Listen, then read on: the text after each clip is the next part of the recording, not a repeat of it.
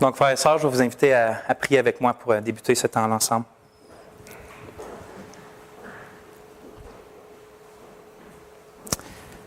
Oh Dieu, on dépend de toi pour absolument la moindre petite chose. Dans nos vies, dans nos mariages, dans nos familles, puis dans cette Église. Puis, je viens devant toi, Seigneur, comme avec simplement des morceaux de pain puis quelques poissons, puis je te prie de faire un miracle pour que ton Église soit nourrie de la parole de Dieu. Que cette Église-là, Seigneur, ne soit pas simplement une Église qui cherche à plaire à la culture, qui cherche à plaire aux gens qui l'entourent, mais qui cherche à te plaire toi, puis à grandir dans ta vérité. Une Église, Seigneur, que tu vas prendre plaisir à faire durer jusqu'à ton retour, selon ta volonté. Mais ta nourriture, Seigneur, ta parole n'est pas simplement des choses qu'on sait dans notre tête. Je te prie vraiment de venir l'ancrer profondément dans nos cœurs. Qu'on soit une Église qui garde son cœur. Qu'on soit une Église qui est zélée, passionnée, à connaître la volonté de son Dieu, à se réjouir dans ta volonté, puis à porter du fruit comme un arbre qui est planté près d'un courant d'eau. Seigneur, je suis faible devant toi. On est tous faibles devant toi. Je prie que ton esprit œuvre aujourd'hui au milieu de nous.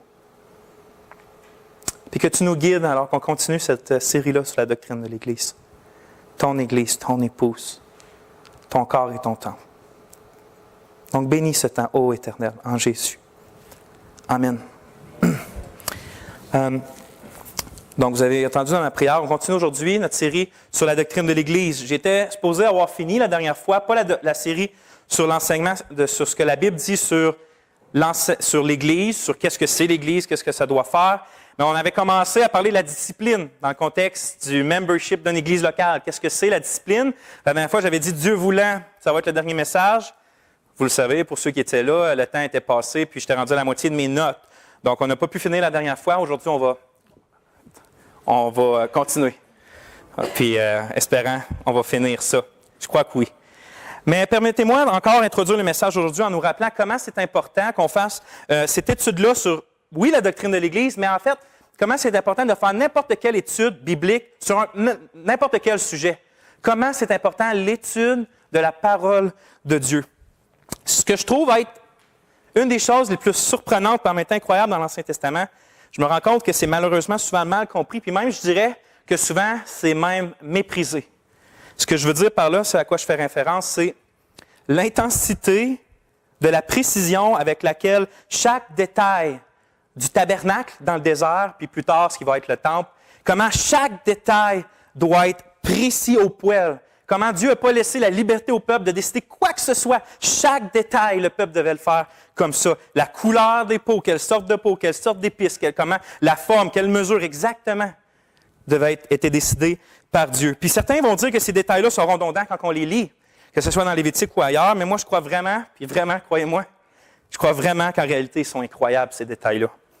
Rappelez-vous que ce que Dieu a commandé à Moïse concernant la fabrication du tabernacle. Il a dit, l'auteur de l'Épître aux Hébreux va citer Exode 25, puis il va dire que Dieu a dit à Moïse, prends garde, en d'autres mots, aie soin, veille attentivement, prends garde à tout faire selon le modèle qui t'a montré sur la montagne.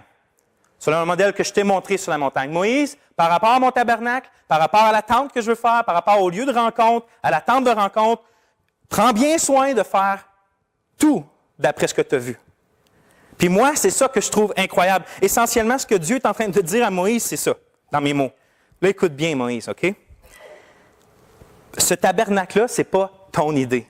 C'est pas quelque chose que tu as eu dans ton cœur. C'est quelque chose que moi, avec mon fils bien-aimé, depuis toute éternité, on a décidé ensemble de faire. C'est pas ton plan, c'est mon idée, ça vient de mon cœur, Moïse. Donc, à cause de ça, regarde bien attentivement le modèle que je te montre. C'est ça que je te montre. Prends garde à pas ni aller à droite, ni aller à gauche. Tu fais exactement ce que je te montre. Parce que c'est mon idée, pas mon plan. Mélange pas tes plans avec mes plans. Mélange pas ton cœur avec mon cœur. C'est mes plans, mon idée, mon tabernacle, fait comme je veux. Essentiellement, je pense que c'est ça que Dieu dit à Moïse quand il lui dit de prendre garde à tout faire selon le modèle que je t'ai montré sur la montagne. Puis puisque Moïse, on le sait par l'histoire, mais on le sait aussi par l'auteur de l'Épître aux Hébreux, il ne s'est ni détourné à droite, ni détourné à gauche pour ce qui est du tabernacle. Oui, une fois, manqué de patience, n'a pas honoré Dieu devant le peuple. On sait la conséquence, il n'a pas pu entrer dans le pays promis. Mais quand même, Moïse a été, comment il est appelé, à cause qu'il ne s'est pas détourné ni à droite ni à gauche, il est appelé fidèle dans toute la maison de Dieu. À cause que Moïse a fait exactement comme Dieu lui avait montré sur la montagne par rapport à son tabernacle. Puis là, j'ai une question pour vous. Qu'est-ce que vous croyez qui est le plus précieux au cœur de Dieu? Une tente dans le désert qui est faite avec des peaux d'animaux ou son Église rachetée par le sang précieux de son Fils bien-aimé, mort sur une croix et ressuscité? Qu'est-ce que vous pensez qui est plus précieux dans le plan puis dans le cœur de Dieu? Inévitablement, on le sait, c'est son Fils, c'est l'Église qui a été rachetée par son Fils bien-aimé. Toute la valeur de l'Église vient du fait que Christ a donné son sang pour elle. Puis si chaque détail d'une tente dans le désert devait être fait exactement comme Dieu le montrait, imaginez l'importance. Imaginez l'importance que l'Église soit uniquement comme Dieu la montre dans sa parole. Cette liberté-là de faire de l'Église qu'on veut, ce n'est pas une liberté que nous, on a. Ce n'est pas une liberté qu'un chef d'association a, ce n'est pas une liberté que le pape a, ce n'est pas une liberté que personne n'a, sauf celui qui a racheté l'Église, celui qui a créé l'Église, celui qui appelle l'Église, celui qui garde l'Église, lui qui est le chef de l'Église, qui est Dieu. C'est seulement lui qui a la liberté de faire ce qu'il veut avec son Église. Nous, on est appelés à bâtir avec des matériaux qui ont de la valeur, puis qui se trouvent uniquement comme dans le plan de Dieu pour son Église. Dans le plan de Dieu pour son Église. Voyez-vous, frères et sœurs, prendre une petite gorgée d'eau. Dans un sens, je le sais par expérience, puis je le sais aussi que vous vivez la même chose. Dans un sens, je sais que profondément, on croit que la Bible est absolument essentielle. Je sais, vous vous levez le matin, vous la lisez, vous allez dire, on va le communiquer, on sait, la Bible est essentielle. On le croit de tout notre cœur dans un sens. Mais je pense vraiment que si on se l'avoue, que dans un autre sens, on ne croit pas, mais pas pantoute, que la Bible est essentielle. Pourquoi je dis ça? Il y a tellement de choses qu'on fait, puis on ne s'arrête jamais pour aller voir qu'est-ce qu'il y a dans le cœur de Dieu par rapport à cette chose-là, par rapport à ce domaine-là dans ma vie, par rapport à ce projet-là. Qu'est-ce que Dieu en pense? Puis de sonder les Écritures de gauche à droite pour le chercher. Par exemple, tu dis que tu es certain que Dieu t'appelle, puis que Dieu te met à cœur, c'est quasiment une vérité absolue. Tu sais que Dieu t'appelle et que Dieu te met à cœur d'être un leader d'adoration musicale. C'est-à-dire lui qui lead l'adoration dans une église, puis l'adoration musicale. Tu es sûr de ça? C'est une conviction que tu dis que Dieu te donne. Puis j'ai une question pour toi, par exemple. C'est quand la dernière fois que tu as sondé toutes les Écritures de Genèse à Apocalypse pour savoir qu'est-ce que Dieu pense de l'adoration puis de la louange? Jamais. Alors, j'ai une autre question pour toi. Comment tu fais pour savoir que quand tu vas arriver puis tu vas leader une église dans l'adoration envers Dieu, que c'est quelque chose qui lui plaît puis que c'est pas quelque chose qui lui déplaît? Si tu n'as jamais sondé les Écritures du début jusqu'à la fin pour savoir, qu'est-ce que Dieu en pense de la louange? Il y a tellement de... on entend tellement de « Ah, Dieu a mis dans mon cœur, Dieu dit dans mon cœur », puis tellement peu de « Ah, Dieu dit dans les Écritures ». Puis c'est une grave erreur de faire ça comme ça. Il y a d'autres exemples que je pourrais donner. Tu veux te marier, OK, tu as à cœur de te marier, tu sens que Dieu t'appelle au mariage, tu as hâte de te marier. Mais c'est quand la dernière fois aussi que tu as été voir dans la Bible, puis tu as vu, puis tu as médité, puis étudié, qu'est-ce que Dieu pense du mariage, qu'est-ce qu'il pense du rôle de la femme, puis qu'est-ce qu'il pense du rôle de l'homme? Je veux dire, je sais que vous savez par expérience, le mariage, c'est déjà assez dur quand tu sais que ça devrait être. Imaginez quand tu ne sais pas ce que ça devrait être. Tu veux avoir des enfants, mais OK, tu veux des enfants, c'est le temps d'avoir des enfants, j'ai 21 ans, j'ai 22 ans, j'ai 26 ans, mais c'est quand la dernière fois que tu as vu, comment Dieu veut vouloir que tes élèves, ces enfants-là? Comment tu dois les enseigner? Quel genre d'attitude tu vas avoir avec eux? Comment les aimer? Tu veux prêcher, tu dis, Dieu m'appelle à prêcher, mais tu n'étudies même pas. Je veux dire, ça va prendre 100 messages avant que tu t'ailles dans la Bible et tu vois. C'est quoi prêcher? C'est quoi d'emmener la parole? Parce que d'emmener la parole, c'est pas d'emmener ce que tu as dans ton cœur, c'est pas d'emmener ce que Dieu me dit. D'emmener la parole, c'est d'emmener la parole. Mais c'est quand la dernière fois qu'on va voir dans la parole, qu'est-ce que Dieu dit sur la prédication. Vous voyez, c'est pour ça que je dis dans un sens, oui, on est convaincu que la Bible est nécessaire, mais dans un sens, on ne le croit pas pantoute. En tout cas, on ne le montre pas avec notre agissement. Puis je ne vous mets pas là, puis moi ici, on est tous dans le même bateau. C'est pour ça que c'est important. En tant qu'Église, qu'est-ce qu'on veut en tant qu'Église? On veut ce que Dieu veut. On veut agir selon le modèle que Dieu veut. C'est pour ça qu'on a vu que l'Église doit être pour la gloire de Dieu. On a vu que l'Église est centrée sur Christ, est centrée sur sa parole. On a vu que l'Église doit être équipée, remplie, puis créée par le Saint-Esprit. On a vu qu'est-ce que c'était des pasteurs selon la Bible. Ensuite, on a vu aussi c'était quoi le membership, les responsabilités que la Bible dit qu'on doit avoir les uns avec les autres. Puis là, depuis quelques messages, on est sur la discipline. Cette responsabilité-là d'amour qu'on a de s'équiper les uns les autres à devenir de plus en plus comme Christ, mais aussi à être prêt à se reprendre et à s'aider à fuir le péché quand il y en a un de nos frères qui tombe dedans. Et ce processus-là de la discipline qui on l'a vu dans Matthieu 18, puis on va y retourner tantôt, qui a été établi par Christ pour gagner un frère ou une sœur qui s'éloigne dans le Seigneur. Il faut savoir qu'est-ce que Dieu en pense de ça, puis pas faire selon notre imagination. Puis quand on va voir le Seigneur, on va entendre « T'as bien fait, fidèle serviteur, entre dans la joie de ton maître. » Imaginez ici, j'ai déjà entendu cette histoire-là, c'est pas une histoire vraie, c'est fictif, qu'il y a un roi d'une nation qui a une épouse magnifique. C'est simple, mais magnifique. C'est lui qui l'a habillé, il l'a vêtu d'un fin lin vraiment. Elle est douce, elle est simple, elle n'est pas là pour que le monde la voie, mais elle éclate d'une beauté. C'est incroyable, plein de grâce et de douceur. Et le roi doit s'en aller pendant une longue période de temps. Donc, il donne à son intendant, il lui dit, regarde, c'est comme ça que tu vas, c'est comme ça que tu vas prendre soin de mon épouse pendant mon absence. J'ai tout fait ça, j'ai préparé ça pour elle, je veux qu'elle soit bien, je veux pas qu'elle manque de rien, c'est comme ça. Puis que là, pendant que le roi s'en va, puis il part pendant longtemps, le peuple trouve que, le roi est parti, mais que l'épouse, me semble, n'est pas assez d'actualité. Me semble être trop simple, elle n'est pas assez. Ça ne doit pas être comme ça, une reine. Ça doit être plus yes, puis go, puis regardez-moi, puis je suis comme ça. Donc, l'intendant qui voit que le peuple du roi commence à s'éloigner parce que la reine n'est pas assez comme eux, il se dit j'ai une idée, je vais la rendre plus comme le peuple veut. Donc, il enlève ses beaux vêtements de douceur et de grâce, puis il l'habille comme une prostituée. Il dit regardez maintenant, puis le peuple vient, puis le peuple est content, puis le peuple reste attaché. Qu'est-ce que vous pensez que le roi de la nation va faire à l'intendant quand il va revenir? Il va le mettre à mort.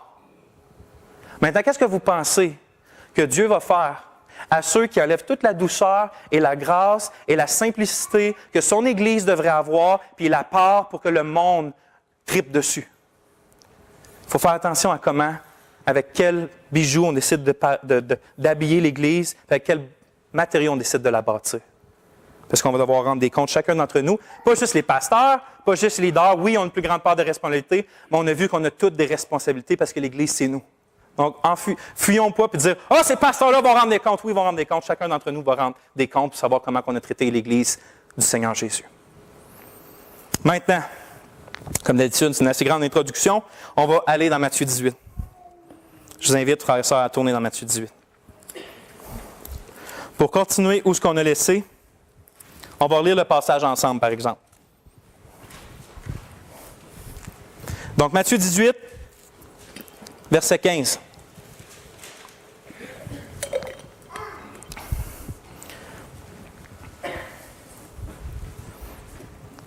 Matthieu 18, verset 15 à 20.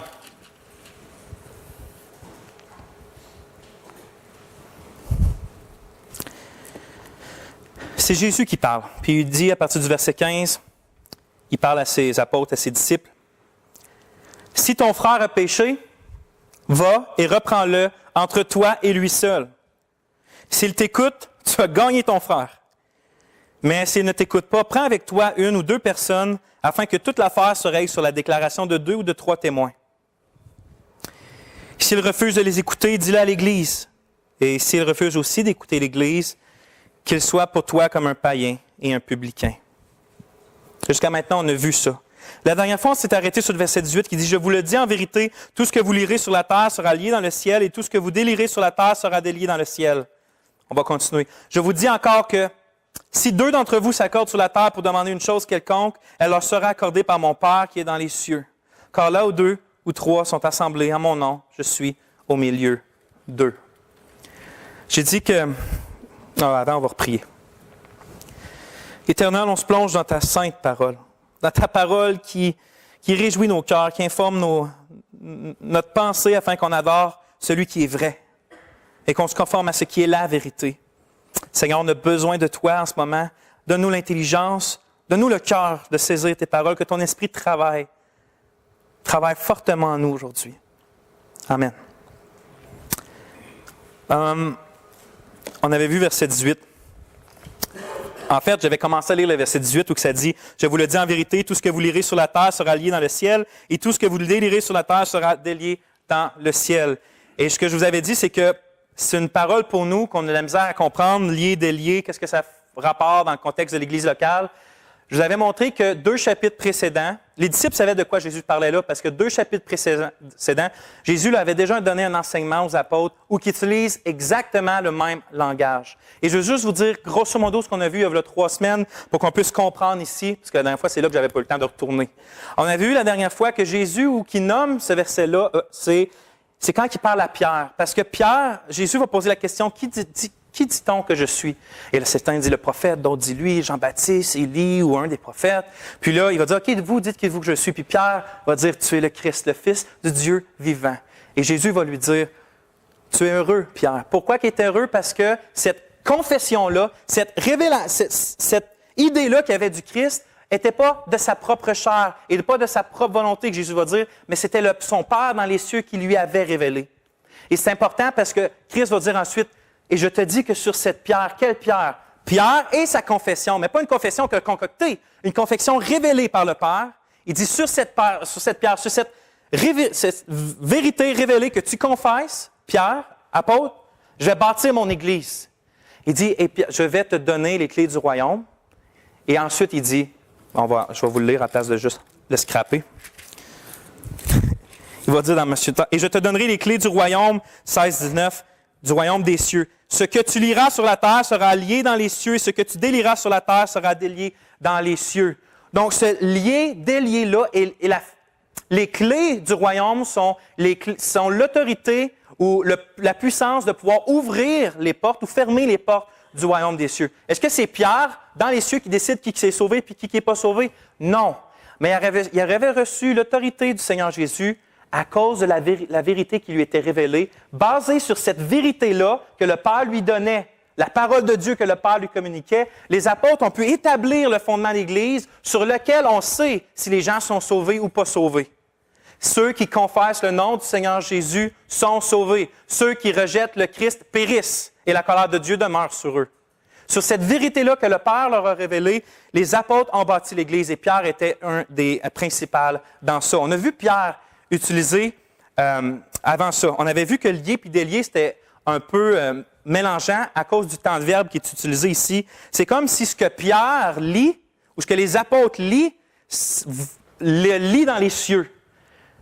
Mais on avait vu que le temps de verbe, 3 fois, il est utilisé dans le Nouveau Testament. Puis moi, je ne suis pas un expert, mais je me fie beaucoup à D. Carson, qui est un expert très réputé, puis d'autres aussi, qui disent que c'est les 3 seules fois où le temps de verbe est dur à traduire parce qu'on n'a pas d'équivalent ni en anglais ni en français.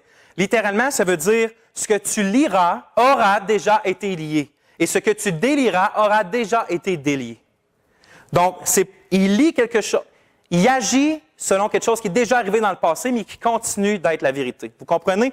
Donc, ce que Pierre faisait, ce n'était pas d'établir des nouvelles vérités ou de lier les gens. Ah, toi, tu ne vas pas être sauvé, donc le Père ne va pas te pardonner à cause que moi, je dis que tu ne seras pas sauvé. Non. Lier, délier était compris dans ce temps-là, nous, on ne comprend pas, mais comme des déclarations. Ça pouvait être des déclarations de quelqu'un qui était dans la communauté ou en dehors de la communauté, ou des déclarations que les rabbins faisaient, quelque chose est pur ou quelque chose est impur. C'était le langage de dire lier, délier. Il liait quelque chose sur les hommes. Donc, il liait un commandement. Cette chose-là, manger telle nourriture, c'est pas pur, c'est impur. Donc, il liait ou il déliait. Ça, c'est correct. Les apôtres ici ont le mandat avec les clés du royaume et ont l'autorité de pouvoir déclarer qui fait partie du royaume et déclarer qui ne fait pas partie du royaume. En fait, ils ont la puissance et l'autorité de déclarer ce que le Père a déjà déclaré dans les cieux. Et c'est ce qu'on voit dans Actes quand Pierre va dire, par exemple, il va voir la première fois que l'Évangile va se rendre vers les païens. Pierre ne va pas dire « Ah, ben oui, l'Évangile rouvre aux païens, c'est ma décision, je déclare ça. » Non. Le Père va lui avoir révélé, Christ va lui avoir révélé juste avant dans une vision par rapport à la nappe puis les animaux impurs, puis il va dire « Pierre, ce que Dieu déclare pur, ne le regarde pas comme impur. Et là, donc, Pierre, quand il s'en va, puis qu'il voit les païens, puis que c'est pas quelque chose que les Juifs faisaient, mais il rentre dans sa maison, puis lui dit, si tu crois au Seigneur Jésus, tu seras sauvé. Il déclare une vérité biblique que le Père Christ lui a révélée. C'était vrai, basé sur une révélation déjà faite. Maintenant, ça, c'était comment que les apôtres, on avait vu, utilisaient les clés du royaume. Et on voit que Jésus, dans Matthieu 18, utilise le même langage, que tu vas, je vous le dis en vérité, tout ce que vous lirez sur la terre aura déjà été lié dans le ciel, et tout ce que vous délirez sur la terre sera délié dans le ciel. J'ai une question. Est-ce que ça veut dire que l'Église a exactement la même autorité que les apôtres? On voit ailleurs dans le Nouveau Testament que non. L'Église, Christ a donné les clés du royaume aux apôtres. Puis quand les apôtres sont morts, c'est transféré, mais même pas quand ils sont morts. Ils sont aux apôtres d'une façon bien unique, mais sont aussi à tout le corps des croyants qui est l'Église. C'est là qu'on voit, je vous le dis en vérité, tout ce que vous lirez sur la terre aura déjà été lié dans le ciel. La seule différence entre l'Église et les apôtres, c'est que les apôtres pouvaient déclarer des vérités basées sur une révélation directe du Père ou du Seigneur ou de l'Esprit. La nappe, la vision, puis avaient l'autorité de pouvoir écrire le Nouveau Testament, de déclarer des choses que Dieu avait déjà déclarées. L'Église n'a pas cette autorité-là. Je ne peux pas arriver un matin et dire, j'ai eu une révélation du Père, on ne peut plus manger d'orange. Je déclare ça. Ça ne marche pas. Je ne peux pas rajouter quoi que ce soit dans le Nouveau Testament. Nous, l'exercice des clés, l'autorité que l'Église a selon le Nouveau Testament, c'est de déclarer ce que les apôtres ont déclaré parce que le Père leur a révélé. Donc, on déclare la parole de Dieu et rien d'autre. On déclare ce que Dieu a déjà déclaré. C'est pour ça que, par exemple, même si un pasteur peut avoir une certaine autorité, il n'y a pas n'importe quelle sorte d'autorité. Si moi, je vous dis encore une fois, vous ne pouvez jamais vous asseoir dans l'assemblée ou vous pouvez, chez vous, vous ne pouvez pas manger des légumes ou vous ne pouvez pas faire ça, j'ai aucune autorité, vous n'avez pas à vous soumettre à ça. Mais si moi, en ce moment, je suis en train de dire la vérité de Dieu, ou si je te dis de regarder de la pornographie, c'est mal, je te déclare quelque chose, ou de faire l'amour avant le mariage, c'est mal, c'est de la fornication, Dieu condamne ça. Est-ce que vous devez vous soumettre à ça? Oui. Est-ce qu'à cause de mon autorité? Non.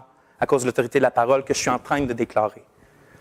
Puis l'Église, c'est un peu la même chose. Elle n'a pas d'autorité en soi. Elle n'a pas l'autorité de dire « Ah, c'est comme ça qu'on va faire de la politique, puis c'est comme ça, on va planter des arbres là. » Elle n'a pas d'autorité pantoute pour faire ça. Elle n'a pas d'autorité sur le monde terrestre comme ça. Mais elle a l'autorité spirituelle de Dieu de déclarer ce que Dieu a déjà déclaré. Donc oui, on a l'autorité d'aller dans le monde comme des représentants de Christ et de dire si vous vous repentez et croyez dans le Seigneur Jésus, vous allez être réconciliés avec Dieu.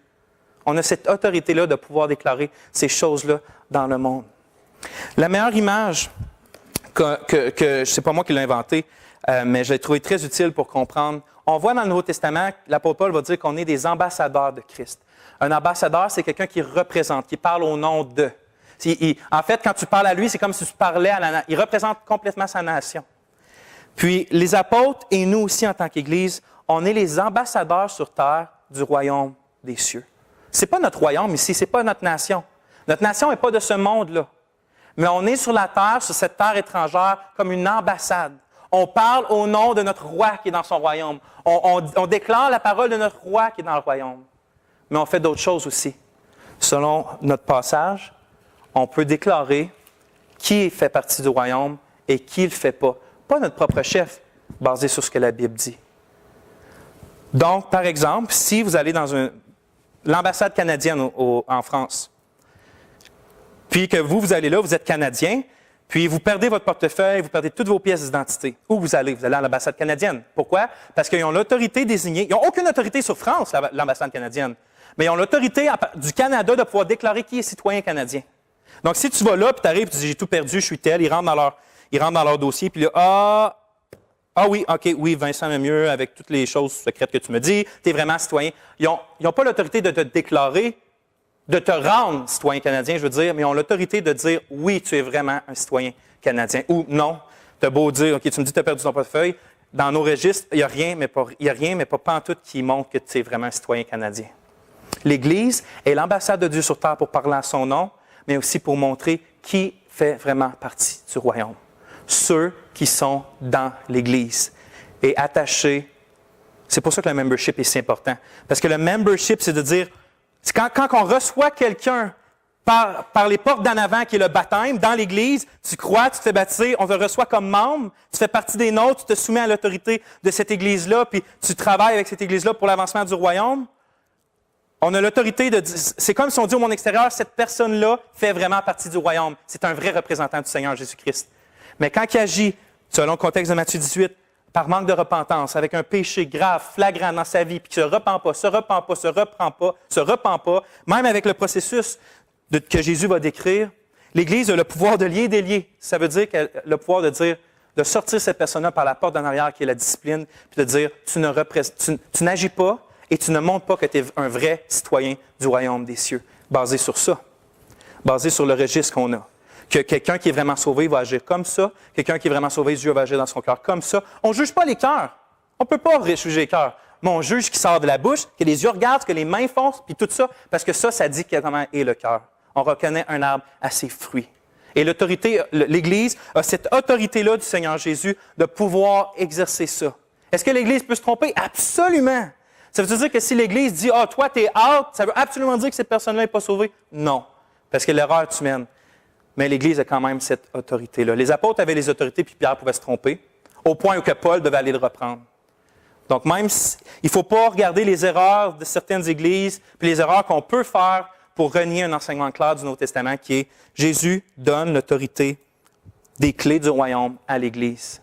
C'est comme si on le croirait pas d'avance, parce que quand il arrive au verset 18, puis il dit « Je vous le dis en vérité », c'est « Amen », ce que je te dis, c'est vrai. Écoute, c'est vraiment vrai. Parce qu'on pourrait se poser, quand on lit les versets d'avant, « Wow, est-ce que l'Église a vraiment l'autorité de dire que quelqu'un est... » Il se dit « Considère-le comme un païen puis un publicain », ça veut dire quelqu'un qui est en dehors, quelqu'un qui ne fait pas partie de la communauté des croyants.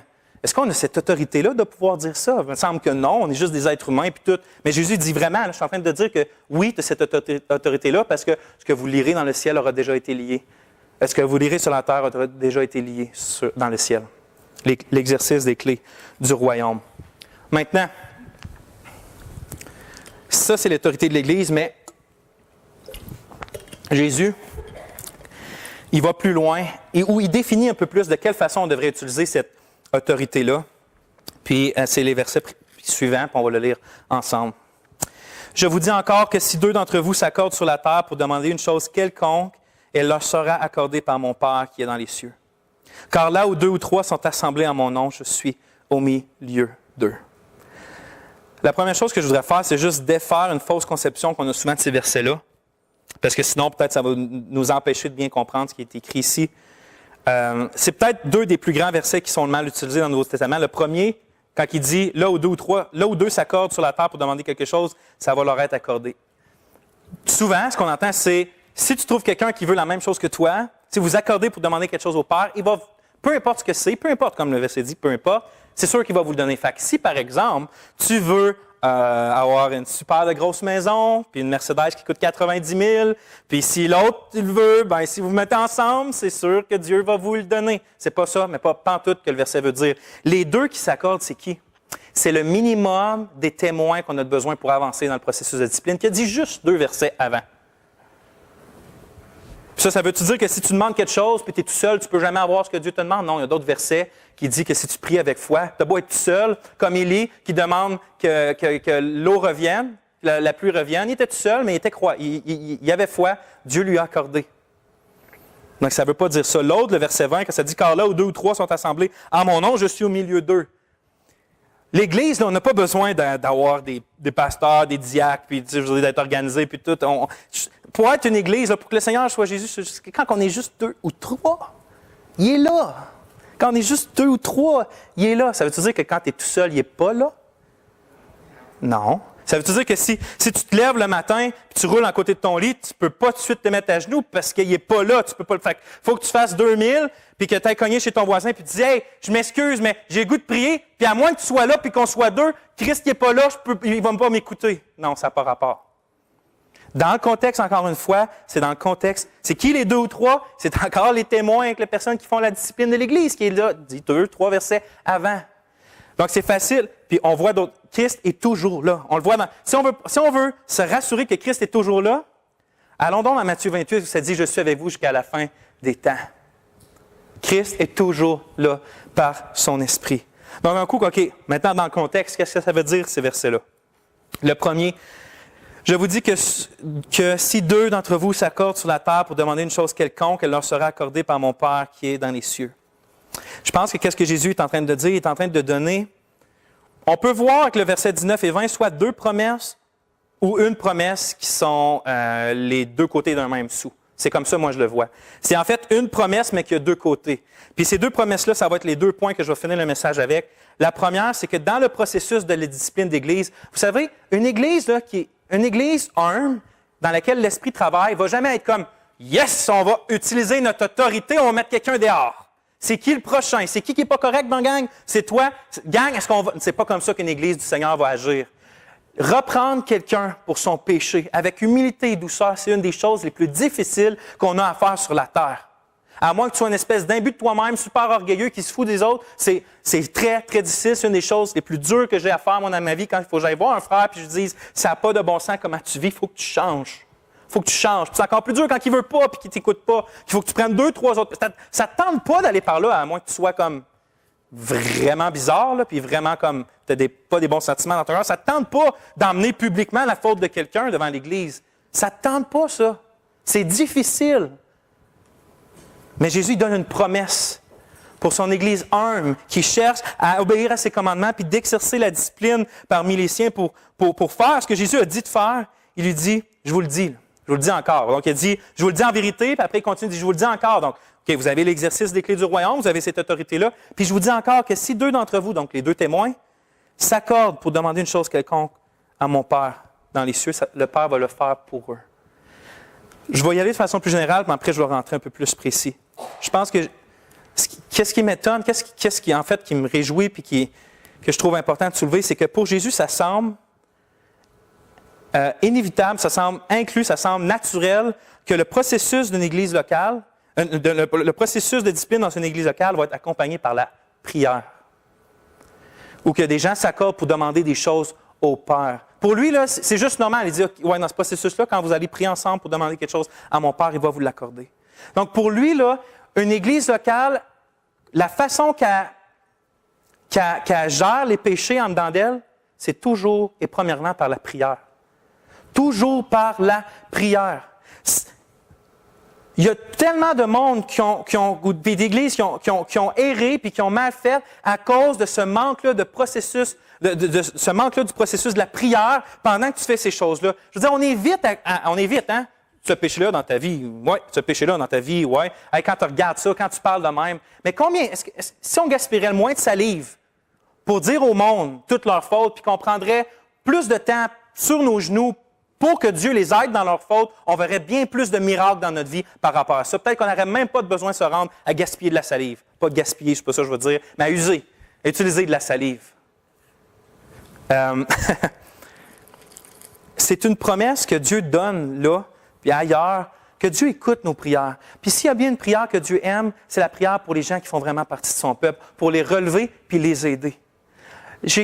Une des choses dans laquelle j'ai vu plus la puissance de Dieu dans ma vie, c'est en réponse aux prières par rapport, oui, à mes péchés à moi, mais aussi quand que personne ne savait, sauf moi, le péché dans la vie de quelqu'un, puis la personne elle-même, puis que je l'ai dit à personne, je ne l'ai même pas dit à la personne, je l'ai juste dit à Dieu, puis j'ai prié et prié et prié et prié, et que cette personne-là a confessé comme ça par elle-même, puis en a été libérée. J'ai prié pour un frère qui avait un certain péché que je voyais dans sa vie, puis j'ai appris 2 mois après, j'ai manqué une seule réunion un mercredi soir là, dans cette année-là, puis une sœur est revenue après puis m'a dit « Hey, c'est incroyable, ce frère-là a confessé telle chose, je ne savais même pas qu'il avait ça dans sa vie, il l'a confessé puis il a besoin d'aide, puis il l'a demandé à l'Église. » Quelle louange j'ai offert à Dieu, quelle puissance j'ai vu que le Seigneur écoute les prières et peut changer des cœurs. Si on serait vite à prier notre Dieu qui est capable de faire ces choses-là, la prière dans le processus de pointer, de parler des péchés des autres. J'ai beaucoup de défauts c'est facile pour ma femme de dire ce que je ne fais pas correct, parce que j'ai beaucoup de défauts, mais je vais me reprendre. Ça serait facile pour elle de dire tout ce qui ne fait pas de correct, parce que j'ai énormément beaucoup de défauts. Puis ça y arrive des fois, comme moi ça m'arrive, de les relever. Il y en a tellement, il faut des fois qu'elle les relève. c'est rare que ça fonctionne quand elle relève. C'est très, très rare. Mais souvent, ma femme, de plus en plus aussi, elle arrive et elle dit, là, je dis, y a-tu de quoi qui ne va pas? Puis là, quand elle me répond ça, je vais prier, Dieu va te le montrer. Là, je tremble. Je le tremble là parce que je sais que Dieu est capable en masse de me montrer. Puis habituellement, quand il me le montre quand je suis obstiné, ça vient de la douleur. C'est pas facile. Parce que Dieu est capable d'entendre ces prières-là. Une illustration qu'un missionnaire a déjà dit, qui m'a toujours bien aidé, c'est dans le cas du mariage, mais je trouve que ça s'applique vraiment dans les relations dans l'Église. Anciennement, comment les châteaux étaient faits, tu avais la grande poutre principale, fait que là, elle était quand même assez solide, mais si l'armée ennemie réussissait à défoncer la porte principale, tu pouvais, après ça, il y avait juste une autre porte qui portait à toutes les autres pièces du château. Mais cette porte-là, elle était juste grosse comme un homme. Tu pouvais juste passer un à un là-dedans. Puis à quoi ça servait? Ça veut dire que quand l'armée rentrait, tout le monde se sauvait par cette porte-là. Puis un seul soldat, en arrière de la porte, pouvait protéger tout le château parce que les gens étaient obligés de venir juste un par un. Ils ne pouvaient pas arriver puis 10 000 contre ceux qui sont en château. Non, un par un. C'est-à-dire qu'un seul soldat, par la grâce de Dieu, peut réussir à les battre un par un. À cette heure, souvent, je vais prendre l'exemple des femmes puis de l'homme. L'homme est là en bas, l'ennemi, puis la femme est comme, tu fais ça pas correct, puis tu dois changer ça, puis ça, c'est pas bon, puis t'es vraiment ça, puis ça me blesse, puis ça. Puis là, lui, il est juste là, puis il se bat avec elle aussi. Puis là, elle est comme, Seigneur, puis elle parle au Seigneur qui est en arrière, puis elle dit comme, tu veux-tu faire quelque chose avec lui? Regarde, arrête pas. Puis il est comme, oui, tasse-toi. Non, Seigneur, fais quelque chose avec lui, puis toi aussi, change tes... Puis ça. Puis il dit comme, tasse-toi, il y a juste une personne qui peut passer. Tasse-toi, puis je vais rentrer dedans. Fait que j'ai juste un conseil à dire aux hommes. Si vous voyez qu'à un moment donné, votre femme, elle devient douce et calme, et qu'elle ne parle plus, faites attention avec ce qui s'en vient. C'est parce que c'est Dieu qui arrive. Vous voyez l'importance de la prière dans le processus. Jésus inclut, pour lui, c'est juste normal. Il dit, ah oui, puis dans le processus là, de discipline, quand vous allez prier, là, sachez que si vous êtes deux à vous accorder là, pour la discipline, sachez que mon Dieu va agir, va entendre. Mon Père va agir, va entendre, puis il va faire ce que vous demandez. Quelle promesse incroyable. Alors, qu'est-ce qu'il demande? Quoi demander? C'est quoi qu'on demande dans ce contexte-là? Pourquoi on a besoin de l'aide du Père? Pourquoi on a besoin de l'assistance du Père? Parce qu'on a besoin de sagesse. On a besoin de sagesse dans ce processus-là. Donc, si deux personnes ont comme, j'y ai parlé tout seul, puis il ne veut pas écouter, viens-tu avec moi? OK, on prie? Oui, on prie. Puis si on prie, Dieu dirige. Mais si tu ne pries pas, sache qu'à la fin du processus de discipline, tu vas sûrement avoir scrappé bien des affaires, puis que Dieu va t'en demander des comptes aussi si tu as négligé la prière là-dedans. Une autre chose qu'on peut prier, c'est un autre contexte, je n'irai pas trop longtemps parce que je dois avancer, mais dans Jean 5, c'est dit que, je vais vous le lire parce que je veux. Dans Jean 5, c'est écrit, dans 1 Jean 5, un passage incroyable sur la prière, Jean va écrire, et voici, un Jean 5, 14, et voici la confiance que nous avons en lui en parlant en Dieu. Si nous demandons quelque chose selon sa volonté, il nous écoute. Et si nous savons qu'il nous écoute, quoi que ce soit que nous demandions, nous savons que nous avons les choses que nous lui avons demandées. Après, Jean donne un exemple de cette prière-là, certaine qu'on peut avoir selon la volonté. Si quelqu'un voit son frère pécher d'un péché qui ne soit pas à la mort, il demandera pour lui et Dieu lui donnera la vie. Je n'ai pas le temps de rentrer dans le contexte de c'est quoi le péché qui mène à la mort. Je crois que dans le contexte de 1 Jean, c'est un péché non repentant, non confessé, qui mène à la mort. Mais ce que Jean est en train de dire, c'est que si tu vois ton frère comme ça, là, il y a de la repentance, il y a de la confession, mais son péché le rend complètement à terre.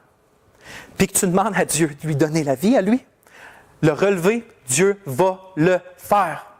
Dieu va le faire. Donc, dans le processus de la discipline de l'Église, là, où que Jésus dit que si on prie 2 ou 3 puis qu'on s'accorde, là, sachez que si vous demandez à Dieu, puis vous êtes dans ce processus-là, pourquoi pas lui demander de donner la vie à ce frère-là, cette repentance-là, comme 2 Timothée 3 va dire, que Dieu accorde la repentance, c'est Dieu seul qui peut accorder la repentance. Demandons-lui.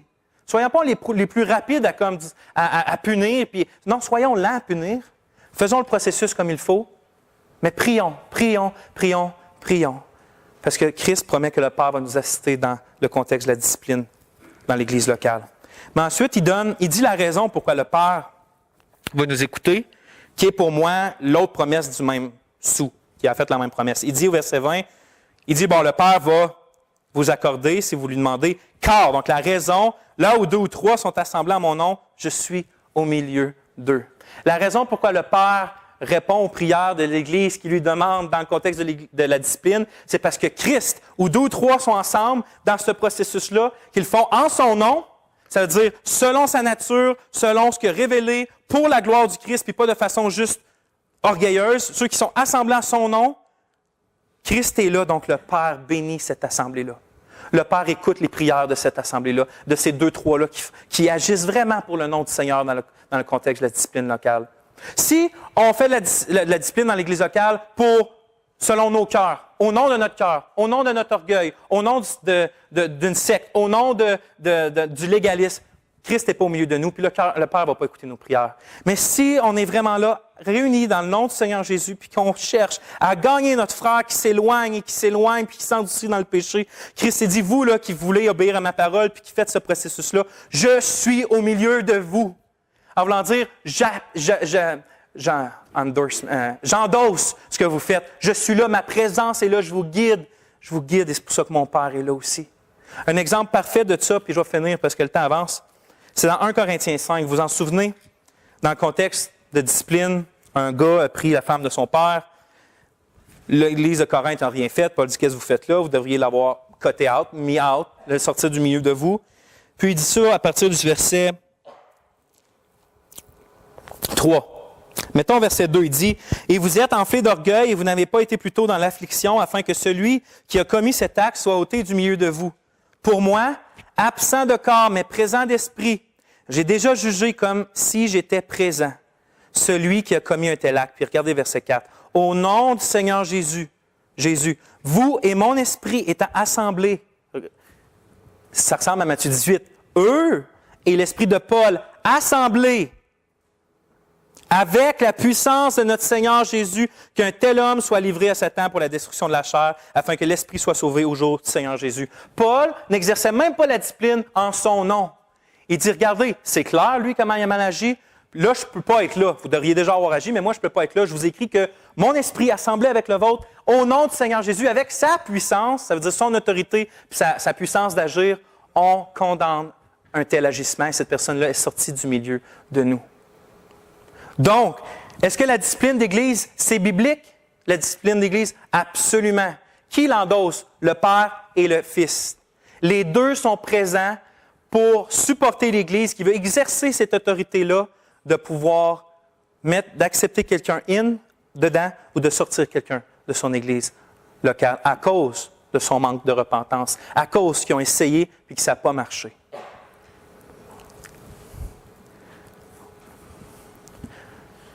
C'est tellement... Ça peut paraître un sujet... Que Dieu soit loué si on n'a pas besoin d'exercer ça souvent en tant qu'Église. Mais si un jour ça l'arrive, ou qu'un des frères ou des sœurs ici pêche contre son âme, contre Dieu et contre sa famille, contre peu importe, et qui s'endurcit dans son péché puis qu'on passe par tout ça, soyons sûrs, frères et sœurs, que c'est la bonne chose d'aller de l'avant avec cette discipline-là. C'est la bonne chose pour son âme. On n'en reverra pas tout ce qu'on a vu, mais c'est la bonne chose pour son âme, c'est la bonne chose pour la gloire de Dieu, puis c'est la bonne chose pour la santé spirituelle de l'Église. On ne fait pas ça parce que ça nous tente, nous autres, de faire ça. On fait ça pour conserver le témoignage de Christ et le cœur de la personne, puis la santé de l'Église. Quand on devient membre d'une assemblée locale, quand on dit « oui, je veux être parmi les vôtres », on ne fait pas juste dire « ah, je veux prendre mes responsabilités en tant que membre ». Donc, de vous aimer, puis que vous m'aimiez, selon tout ce qu'on a déjà vu dans les choses précédentes. Mais c'est aussi de dire « je me soumets à l'autorité de cette Église-là ». Pas je me soumets à l'autorité, ça veut dire juste du dos d'en avant qui parle, là, du pasteur-là, mais je me soumets à l'autorité de l'Église, ça veut dire que cette Église-là, elle a l'autorité de prendre soin de ses membres, puis de dire « il faut que tu changes de comportement selon la parole et tu ne fais plus partie des nôtres parce que tu ne représentes plus Christ. » Et d'arriver, pour vous qui êtes déjà membre ou qui veut devenir membre de cette Église-là, sachez que pour devenir membre, c'est de se soumettre à cette autorité-là que Christ a donnée à ses églises locales. Donc oui, c'est biblique, la discipline d'Église, à cause que Christ le dit, Christ lui a donné l'autorité des clés. Le Père est là et le Christ lui-même est là quand on l'exerce en son nom. Prions. Éternel mon Dieu, merci pour ta parole. On a besoin de plus que d'entendre. On a besoin que tu la mettes dans nos cœurs. Seigneur, j'ai cette prière-là à faire que jamais on ait besoin d'exercer envers quelqu'un cette discipline-là. Mais que ton esprit agisse assez au milieu de nous et qu'on s'aime assez les uns les autres, qu'on puisse toujours s'avertir au premier coup d'œil qu'on voit quelque chose qu'il n'y a pas, puis de s'aimer, puis de se corriger dans cet amour-là. Pour qu'on jamais qu'on ait besoin d'un point où que quelqu'un doit être mis dehors. Garde-nous de ça, Seigneur. Et si jamais tu le permets, et si quelqu'un entre ici et ne manifeste pas qui tu es, donne-nous l'amour nécessaire, puis le désir de t'obéir, puis de prendre nos responsabilités, puis d'agir en conséquence jusqu'au bout, ô Éternel. Que cette Église-là t'honore. En Jésus. Amen.